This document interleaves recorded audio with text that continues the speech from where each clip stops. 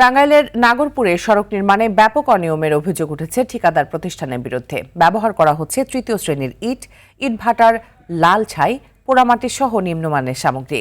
স্থানীয়রা প্রতিবাদ জানালেও বন্ধ হচ্ছে না এসব সামগ্রীর ব্যবহার। টাঙ্গাইল প্রতিনিধি কামাল হোসেনের পাঠানো প্রতিবেদনে বিস্তারিত জানাচ্ছেন সাকিব আল হাসান।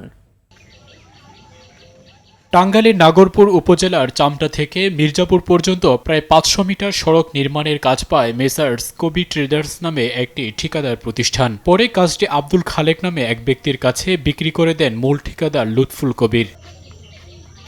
আধা কিলোমিটার সড়ক নির্মাণের ব্যয় ধরা হয় 51,96,000 টাকা, কিন্তু নির্মাণে ব্যবহার করা হচ্ছে তৃতীয় শ্রেণীর ইট, খোয়া, ইটভাটার লাল ছাই, পোড়ামাটি সহ নিম্নমানের সামগ্রী। এমন অনিয়মে ক্ষুব্ধ এলাকাবাসী। যেখানে মাটি থাকার কথা সেই জায়গায় ইটভাটার ছাই দিছে। এটা সাইজে মারি দিছে, এটা থাকবো এমন নেমে আছে, মানুষের ইয়াতে নেমে আছে, খোয়া দিছে নেমে আছে। ঠিক পোনা রাস্তা ভাঙ্গা দিব গা, ওই যে দেখেন গা। অভিযোগ অস্বীকার করলেন সাব ঠিকাদার আব্দুল খালেক।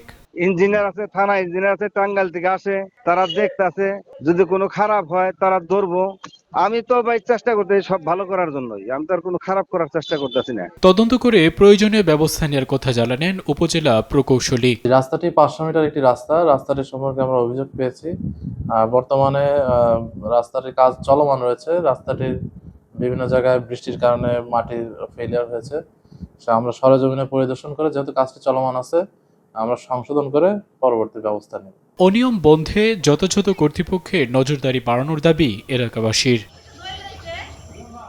সাকিব আল হাসান, RTV।